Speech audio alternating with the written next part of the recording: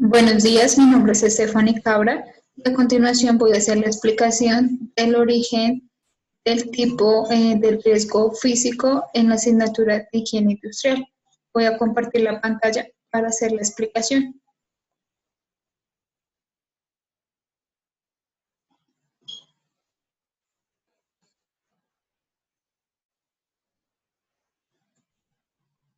Entonces, a continuación voy a hacer la explicación del peligro de riesgo físico.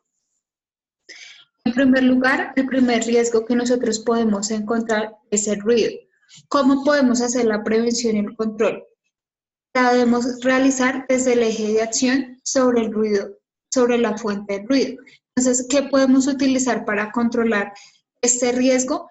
En primer lugar, podemos utilizar elementos tales como amortiguadores y aisladores, procurar reducir el impacto del ruido a través de estos elementos y disminuir las fricciones del ruido. Luego de trabajar sobre la fuente del ruido, también vamos a trabajar sobre las vías de propagación. ¿Cómo lo podemos hacer? Entonces, aislar en primer lugar las máquinas ruidosas, entonces dejarlas a unos metros, a unas distancias que no afecten de manera directa al trabajador. Localizar las tareas ruidosas en lugares lejanos y cubrir los techos y paredes con materiales absorbentes de tal forma que el ruido no penetre en los trabajadores de una forma directa. Después de trabajar sobre las fuentes de propagación, sobre las vías de propagación, vamos a trabajar sobre lo más importante para nosotros, que es la seguridad y el bienestar del trabajador. ¿Cómo lo vamos a hacer? A través de la entrega y uso de elementos de protección personal. ¿Qué elementos le vamos a dotar a nuestro trabajador? Entonces, auriculares, tapones y cascos que sean adecuados para mitigar este riesgo. Otro riesgo que tenemos latente dentro del área física son las vibraciones.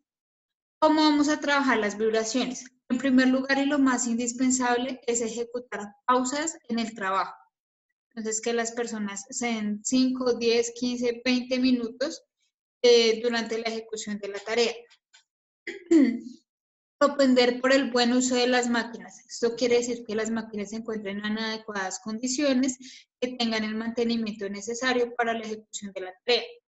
Y utilizar los elementos de protección personal, que en este caso serían los guantes antivibratorios.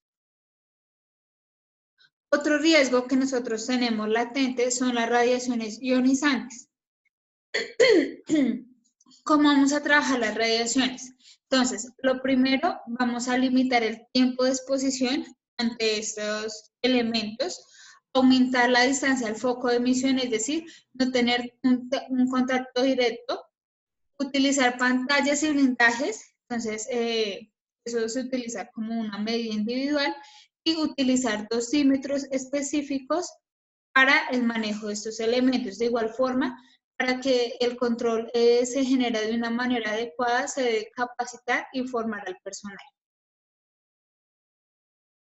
Otro riesgo latente, aparte del ruido y de las vibraciones, tenemos en último lugar el calor. ¿Cómo podemos generar unas medidas de control en los trabajadores? Entonces, lo primero siempre es indispensable la ventilación y renovación del aire, de tal forma que se eliminen los procesos y las piezas y máquinas calientes a través de la renovación del aire. Eliminar el aire caliente a través de la extracción, entonces por medio de extractores específicos que se pueden colocar dentro de la empresa, dentro de la fábrica, y generar espacios de descanso en otro lugar que le permitan al trabajador hacer la circulación del aire y renovar su respiración. Otras medidas preventivas del calor, entonces en primer lugar tenemos beber líquidos, entonces se recomienda pues, específicamente agua, formar al personal acerca de los primeros auxilios sobre la sobrecarga térmica y utilizar ropa de protección personal para el calor. Las medidas preventivas sobre la luz, entonces en primer lugar es un control ambiental. lo primero que debemos hacer es aumentar la iluminación deficiente. Entonces, propender porque el espacio en el cual se encuentra el trabajador cuente con todas las condiciones iluminarias necesarias. Disminuir el exceso de luz. Entonces, a veces pasamos de mucho a poco, entonces tenemos que mirar y hacer un estudio del lugar y verificar que la luz sea la adecuada para la ejecución de la tarea. El lugar de trabajo siempre se puede adecuar con pinturas claras que permitan la visibilidad y reducir el brillantez de las fuentes de la luz.